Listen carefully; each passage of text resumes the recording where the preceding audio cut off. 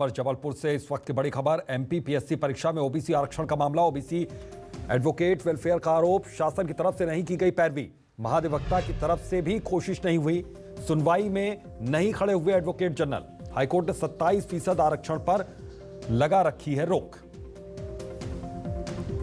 तो शासन की तरफ से पैरवी नहीं की गई।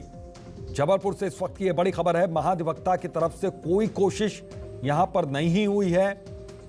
यही वजह है कि ओबीसी आरक्षण को लेकर कोर्ट का यह फैसला आया। सुनवाई के लिए यहां पर अधिवक्ता नहीं खड़े हुए। एमपीपीएससी परीक्षा में ओबीसी आरक्षण का पूरा मामला।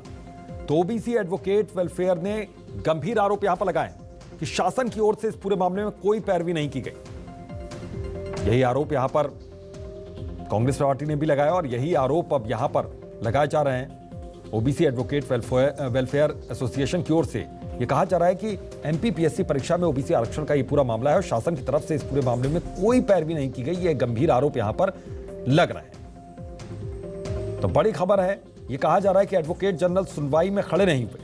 हाईकोर्ट ने 27% आरक्षण पर रोक लगा रखी है और इसी के बाद यहां पर ओबीसी एडवोकेट वेलफेयर एसोसिएशन ने साफ तौर पर कहा, यह आरोप लगाया सरकार पर कि शासन की तरफ से इस पूरे मामले में पैरवी नहीं की गई। और रामेश्वर सिंह ठाकुर हमारे साथ जुड़ गए हैं, अध्यक्ष हैं ओबीसी एडवोकेट वेलफेयर एसोसिएशन के। सर, बहुत बहुत आपका स्वागत है हमारे न्यूज चैनल में। और सबसे पहले मैं ये समझना चाहूंगा कि क्या वजह रही कि इतने गंभीर आरोप लगा रहे हैं, सर, इसकी हकीकत बताइए। जी, बहुत बहुत धन्यवाद सर। ये आरोप नहीं है, ये सत्यता है। हाँ। कि नवंबर में लगभग 5 स्टे ऑर्डर हुए जी ओबीसी आरक्षण के मेट्रो में, और उन 5 स्टे ऑर्डरों में माननीय महाधिवक्ता उपस्थित नहीं हुए, हो नहीं पाए। क्या कारण था? क्योंकि ये मैटर इतना सेंसिटिव है। माननीय मुख्यमंत्री जी ने इसको प्रायोरिटी पे डील करने का बोला था और इसमें दिल्ली से भी तुषार मेहता जी और नटराजन जी को एंगेज किया। कांग्रेस की तरफ से इंदिरा जयसिंह को और अभिषेक मनु सिंघवी को एंगेज किया। लेकिन सबसे महत्वपूर्ण जो दायित्व होता है एडवोकेट जनरल लॉ ऑफिसर है स्टेट का, और उनकी ड्यूटी है कि इतने सेंसिटिव मैटर जो कि 52% आबादी से जुड़ा हुआ है, हितों से जुड़ा हुआ मामला है, और इसमें उनको उपस्थित होकर और सरकार का पक्ष रखना चाहिए था, लेकिन उन्होंने नहीं रखा।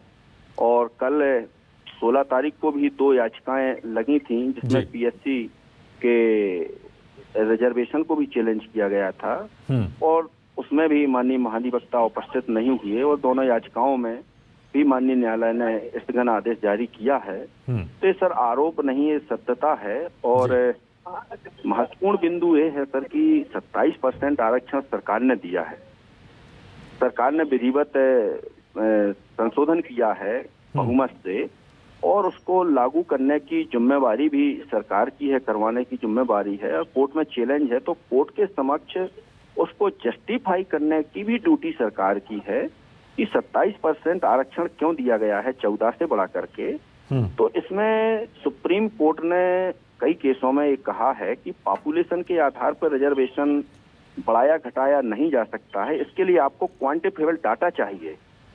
तो क्वांटिफिकेबल डाटा पेश करने के लिए शासन को कई बार पत्र लिखे, संगठनों ने लिखे, मैंने भी लिखा, और माननीय महाधिवक्ता जी से भी कई बार इस संबंध में चर्चा हुई, लेकिन वो डाटा आज तक माननीय न्यायालय में प्रस्तुत नहीं की।